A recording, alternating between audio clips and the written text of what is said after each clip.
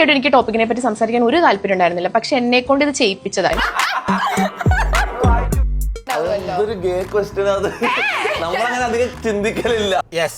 നമ്മൾ ഇന്ന് സംസാരിക്കാൻ പോകുന്ന തൊപ്പിയുടെ വിഷയം തന്നെയാണ്. അതായത് ഈ ടോപ്പിക്ക് ചിലവർക്ക് മടുപ്പായി തുടങ്ങിയിട്ടുണ്ട്. ശരിക്കും പറഞ്ഞാൽ സോഷ്യൽ മീഡിയയിൽ ഇപ്പോഴും തൊപ്പിയുടെ വിഷയം കത്തിക്കൊണ്ടിരിക്കുന്നത്. അതുകൊണ്ടാണ് നമ്മൾ ബേസിക്കലി ഇത് റിയാക്ട് ചെയ്യുന്നത്. ഇന്ന് ബേസിക്കലി ശരിക്കും പറഞ്ഞാൽ തൊപ്പിയുടെ പേരും പറഞ്ഞ് രംഗത്ത് വന്നിരിക്കുന്നത് മെഹറാണ്. അതായത് പുള്ളിക്കാരി അറിയാത്തവർക്ക് വേണ്ടിയിട്ട് ജസ്റ്റ് ഒരു ബേസിക് ഒരു ഡിസ്ക്രിപ്ഷൻ തരാം. അതായത് പുള്ളിക്കാരി ഒരു ഇൻഫ്ലുവൻസറാണ്. പോരാത്തതിന് പുള്ളിക്കാരി ജസ്റ്റ് ഒരു ചാനലിലെ ആങ്കറും കൂടെയാണ്. അത്രയും ഭയങ്കര പോപ്പുലർ ആങ്കർ അല്ല, എന്നാലും ഒരു ഡീസൻറ്റ് ആങ്കറാണ് പുള്ളിക്കാരി. അപ്പോൾ പുള്ളിക്കാരി പണ്ട് നമ്മുടെ തൊപ്പിയുടെ ഹോം ടൂർ ചെയ്തിട്ടുണ്ടായിരുന്നു. അതായത് വഴാപ്പുഴ തൊപ്പിയുടെ ഗ്യാങ് ഹൗസിൽ രാവിലെ മെഹറിൻ്റെ ക്രൂവും പോയി അവരുടെ വീഡിയോ ഷൂട്ട് ചെയ്ത്, പഴയ വീഡിയോ കേട്ടോ, അവർ വീഡിയോ ഷൂട്ട് ചെയ്ത് ഹോം ടൂർ പോലെ ഷൂട്ട് ചെയ്ത് അവരുടെ കൂടെ ആഹാരം കഴിച്ചിട്ട് അവരുടെ ഡേ ഇൻ മൈ ലൈഫ് പോലെ ഒരു വീഡിയോ ഷൂട്ട് ചെയ്തിട്ടുണ്ടായിരുന്നു. അത് പണ്ട് അപ്ലോഡ് ചെയ്ത വീഡിയോ. ആ വീഡിയോ ഇപ്പോൾ റീസെൻ്റ്ലി തൊപ്പിയുടെ ഈ ഇഷ്യൂ നടക്കുന്ന സമയത്ത് വീണ്ടും ആ ചാനലുകാർ അത് പൊക്കിക്കൊണ്ട് വന്നിട്ടുണ്ട്. അപ്പോൾ ഞാൻ എൻ്റെ ഫീഡ് നോക്കുമ്പോഴത്തേക്കും ഇപ്പോൾ അത് കുറച്ച് പേര് കണ്ടിട്ടില്ല. അപ്പോൾ കാണാത്തവർക്ക് വീണ്ടും സർക്കുലേറ്റ് ചെയ്യാനായിട്ട് ഇവർ എടുത്തിട്ട പോലെ തോന്നി. അപ്പോൾ അതിൻ്റെ പേരും ചൊല്ലി മെഹറിന് ഭയങ്കര സൈബർ അറ്റാക്ക് കിട്ടുന്നുണ്ട്. അപ്പോൾ ബേസിക്കലി കുറേ പേര് പറയുന്നത് വെച്ച് കഴിഞ്ഞാൽ മെഹറിനെയും ഇതേപോലത്തെ കേസിൽ, ഇതേപോലത്തെ കഞ്ചാവ് കേസിൽ ഇവളെ ഉൾപ്പെടുത്തണം, ആ രീതിയിലുള്ള കമൻസാണ് മെഹറിനെ കിട്ടിക്കൊണ്ടിരിക്കുന്നത്. എന്തായാലും മെഹർ അതിനെക്കുറിച്ചൊരു വീഡിയോ ഇടുന്നുണ്ട്. ആ വീഡിയോ നമുക്ക് ആദ്യം ഒന്ന് കാണാം.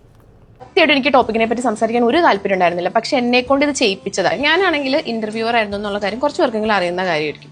അപ്പോൾ ഞാൻ മുന്നേ വർക്ക് ചെയ്തിരുന്ന ചാനലിൽ വെച്ചിട്ട് ഞാൻ തൊപ്പിയുടെ ഒരു ഇന്റർവ്യൂ, ഹോം ടൂർ അങ്ങനത്തെ ഒരു സെഗ്മെന്റ് എടുത്തിട്ടുണ്ടായിരുന്നു. ചാനലിൽ നിന്ന് ഞാൻ ഇറങ്ങാൻ കാരണം എന്താണെന്ന് വെച്ചാൽ ആ തൊപ്പി ഷാജഹാൻ ഇഷ്യൂ ഒക്കെ നടക്കുന്ന സമയത്ത് ഇവരാണെങ്കിൽ എൻ്റെയും തൊപ്പിയുടെയും വെച്ചിട്ട് ഒരുപാട് ഹൈലൈറ്റ്സും എഡിറ്റ്സും കട്ട്സും ഇവരുടെ ഭാഗത്ത് നിന്ന് സ്വന്തം ആങ്കറിനെ വിട്ടിട്ടാണെങ്കിലും കാശ് മുഖ്യം എന്ന് പറയുന്ന ഈ ചാനൽ ഇറക്കിയിട്ടുള്ളതുകൊണ്ട് അവരായിട്ട് വഴക്കുണ്ടാക്കിയിട്ടാണ് ഞാൻ ആ ചാനലിൽ നിന്ന് ഇറങ്ങിയത്. എൻ്റെ കാര്യം നോക്കി ഞാൻ പോയിക്കൊണ്ടിരിക്കുന്ന സമയത്ത് ഇവരാണെങ്കിൽ ഈ പഴയ ഇന്റർവ്യൂ കട്ട്സും ക്ലിപ്സും കാര്യങ്ങളൊക്കെ ഫേസ്ബുക്കിലാണെങ്കിൽ ഇട്ട്, ഇത് ചിലപ്പോൾ ആദ്യമായിട്ട് കാണുന്നവരായിരിക്കും. ലൈക്ക് എല്ലാവരും ചിലപ്പോൾ അന്ന് ആ ഇന്റർവ്യൂ അല്ലെങ്കിൽ അതിന്റെ ഹോം ടൂറോ കണ്ടിട്ടുണ്ടാവണമെന്നില്ല. ഒരുമാതിരി കൊനസ്റ്റ് ക്യാപ്ഷനൊക്കെ ഇട്ടിട്ട് ഇപ്പോഴും അവരത് സർക്കുലേറ്റ് ചെയ്തുകൊണ്ടിരിക്കുകയാണ്. ഇതേ താഴെ ഒരുപാട് കമന്റ്സ് ഞാൻ കണ്ടു, ഇവിടെയും അറസ്റ്റ് ചെയ്യണം, ഇവിടെയും ചോദ്യം ചെയ്യണം എന്നൊക്കെ പറഞ്ഞിട്ട്. ഈ ഇന്റർവ്യൂ കട്ട്സ് ഇപ്പോഴും പോസ്റ്റ് ചെയ്ത് പിന്നെയും റീച്ച് ഉണ്ടാക്കിക്കൊണ്ടിരിക്കുന്ന ഈ ചാനലിന്റെ അടുത്ത് എനിക്ക് ഒരു കാര്യം പറയാനുള്ളൂ. ഓക്കെ, നിങ്ങളുടെ കോണ്ടന്റ് ആണ്, നിങ്ങൾക്കത് മാർക്കറ്റ് ചെയ്യാം. പക്ഷെ ഒരു കാര്യം മനസ്സിലാക്കുക, ഈ പിച്ചച്ചട്ടിയും കൈയിട്ട് വരി റീച്ച് ഉണ്ടാക്കല്ലേ.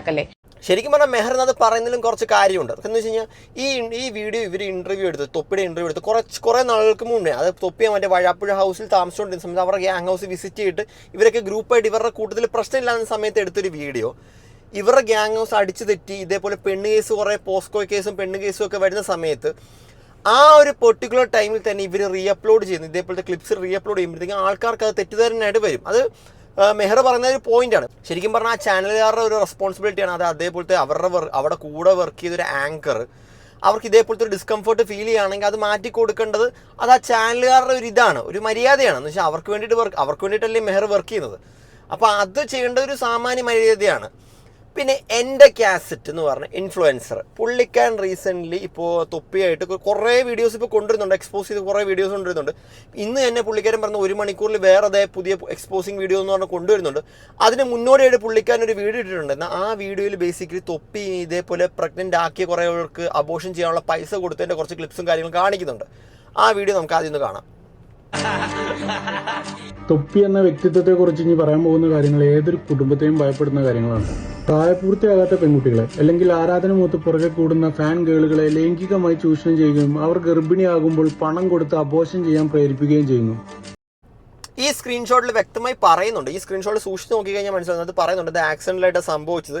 ശരിക്കും പറഞ്ഞാൽ ഇനി പ്രശ്നത്തിനൊന്നും പോകണ്ട, ഇപ്പം ഞാനിപ്പോൾ ഹാപ്പിലി ഒരു റിലേഷനിൽ ഇങ്ങനെ പൊയ്ക്കൊണ്ടിരിക്കും, ഇപ്പോൾ വേറെ പ്രശ്നത്തിനൊന്നും പോകണ്ടെന്ന് പറഞ്ഞിട്ട് ഇത് കൊടുക്കുന്നുണ്ട്. പിന്നെ നിങ്ങൾക്ക് പൈസ തന്നിട്ടുണ്ടോ എന്ന് ചോദിക്കുമ്പോഴത്തേക്ക് ഇമ്മെന്ന് പറയുന്നുണ്ട്.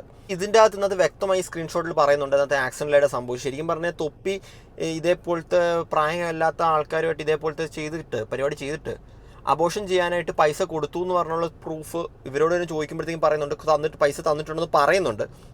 ഇതിൻ്റെ സത്യാവസ്ഥ എത്രത്തോളം ഉണ്ടെന്ന് നമുക്കറിയത്തില്ല. പക്ഷേ എന്നാലും ഒരു പെൺകുട്ടി വരുന്നുണ്ട്. പക്ഷേ ഒഫീഷ്യലായിട്ട് ഇവർ കംപ്ലയിൻ്റ് ഒന്നും കൊടുത്തിട്ടില്ല.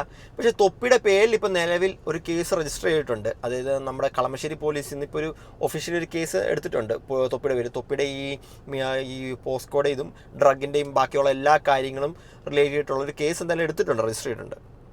മീൻസ് ഓരോ 10 മിനിറ്റ് ഇങ്ങനെ സ്കാനർ അയച്ചു കൊടുക്കാൻ പറഞ്ഞ് 5000 രൂപ 6000 രൂപ ഇങ്ങനെ പേയ്മെന്റ് ചെയ്യിച്ചിട്ട് ഒറ്റയടിക്ക് അയച്ചു തരാം. മുന്നേ ഒന്നല്ല അയച്ചു തന്നത്.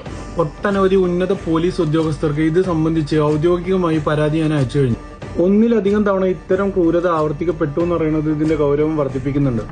കണ്ടു കഴിഞ്ഞ 18 വയസ്സ് പോലും തോന്നിക്കാത്തൊരു പെൺകുട്ടിക്ക് അബോർഷൻ ചെയ്തതിന്റെ കൂലിയായിട്ട് ഇവൻ കൊടുത്തത് 35,000 രൂപയാണ്. മറ്റൊരു പെൺകുട്ടിക്ക് 50,000 രൂപയും. അല്ലാണ്ട് ഒരു 50,000 ഒരു പെണ്ണിന് കൊടുക്കേണ്ട കേസൊക്കെ ഉണ്ടായി.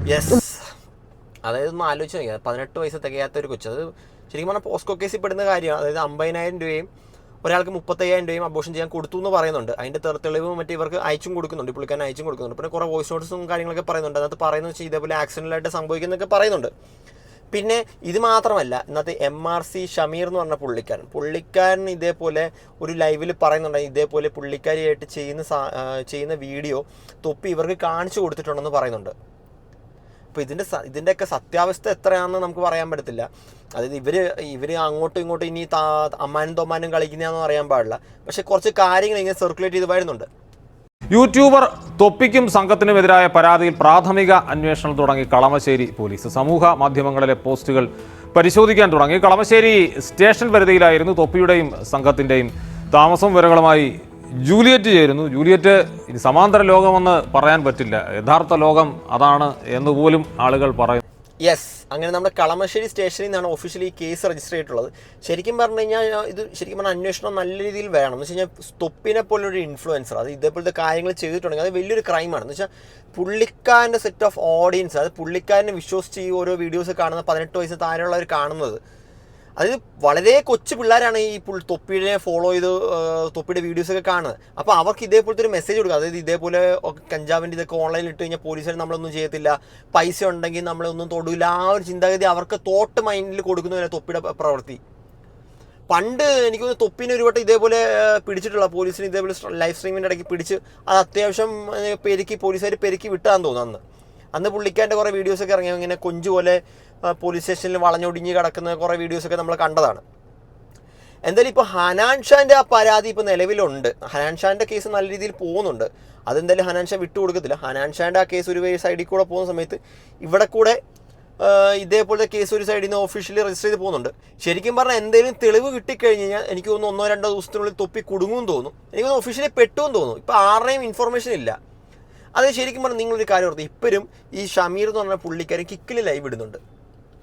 അത് ഇത്രയൊക്കെ നടന്നിട്ടും ഇവർ കിക്കിൽ ലൈവ് ഇടും. എനിക്ക് തോന്നുന്നു ഇവർ ആ നെഗറ്റീവ് പബ്ലിസിറ്റിക്ക് വേണ്ടിയിട്ട് തന്നെയാണ് കാത്തിരുന്നതെന്ന് തോന്നുന്നു.